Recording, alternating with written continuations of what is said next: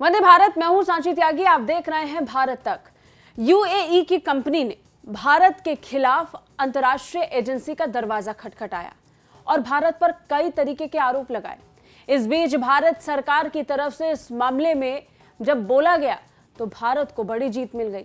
क्या है पूरा मामला, आगे आपको बताएंगे। संयुक्त अरब अमीरात यानी यूएई की एक कंपनी ने बॉक्साइट की सप्लाई पूरी नहीं करने का आरोप लगाते हुए भारत सरकार के खिलाफ अंतर्राष्ट्रीय एजेंसी आईडीआरसी का दरवाजा खटखटाया था और 27.3 करोड़ डॉलर के हर्जाने की मांग की थी।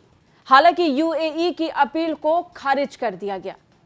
बता दें, लंदन स्थित international dispute resolution centre for arbitration and mediation यानी आईडीआरसी एक अंतर्राष्ट्रीय एजेंसी है जहां विवादों का निपटारा किया जाता है।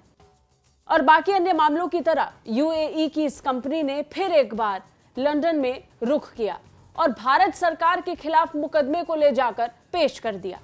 हालांकि यहां यूएई को मुंह की खानी पड़ी और उसके मामले को खारिज कर दिया गया। यूएई की कंपनी रस अल खैमा इन्वेस्टमेंट अथॉरिटी ने अक्टूबर 2008 में आंध्र प्रदेश सरकार के साथ बॉक्साइट सप्लाई एग्रीमेंट किया था। इस समझौते के तहत आंध्र प्रदेश सरकार को विशाखापट्टनम जिले के पूर्वी घाटों के जेरेला डिपॉजिट से बॉक्साइट की सप्लाई करनी थी। अब इस बीच यूएई की कंपनी रस अल खैमा इन्वेस्टमेंट अथॉरिटी ने आरोप लगाया कि आंध्र प्रदेश सरकार ने बॉक्साइट की सप्लाई नहीं की और क्योंकि वो सप्लाई नहीं कर पाई, जिसकी वजह से उसे 27.3 करोड़ डॉलर का नुकसान हुआ।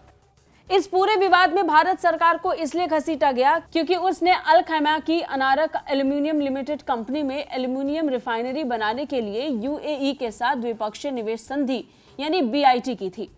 यूएई की कंपनी का आरोप है कि समय पर बॉक्साइट की सप्लाई नहीं होने और अनराक के साथ आंध्र प्रदेश सरकार की एपी मिनरल डेवलपमेंट कॉर्पोरेशन के साथ हुए बॉक्साइट सप्लाई एग्रीमेंट को रद्द किया जाना द्विपक्षीय निवेश संधि का उल्लंघन है। अब इन सब के बीच आईडीआरसी में आंध्र प्रदेश सरकार को बड़ी जीत मिली, वरना उसे भारत सरकार को बड़ी धनराशि का भुगतान करना पड़ता, जिसे बाद में यूएई को दिया जाता।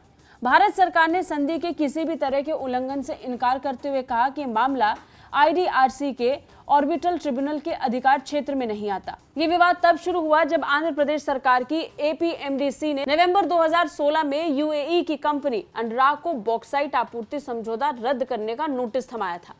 अब इन सब के बीच में एपीएमडीसी ने अनराक पर समझौते के नियमों का उल्लंघन करने का आरोप लगाया। अब इस मामले को सुलझाने के लिए लंबे समय से आईडीआरसी का ट्रिब्यूनल मध्यस्थता करा रहा था, लेकिन कोई हल नहीं निकला और ये कहकर हर्जाने के लिए राके की अपील को खारिज कर दिया गया कि बॉक्साइट निवेश संधि के तहत यह दावा उसके अधिकार क्षेत्र में नहीं आता है। कुल मिलाकर लंबे वक्त से जारी ये विवाद अब थम गया है और इन सब के बीच में यूएई की कंपनी को फिलहाल मुंह की खानी पड़ गई है। लेकिन देखना होगा कि क्या ये कंपनी यहाँ पर शांत बैठेगी या फिर किसी अन्य एजेंसी के पास इस मुद्दे को लेकर जाने वाली है। कैसी लगी रिपोर्ट कमेंट करके बताइए। बाकी रक्षा और विदेश मामलों से अपडेट रहने के लिए देखते रहिए भारत तक। जय हिंद।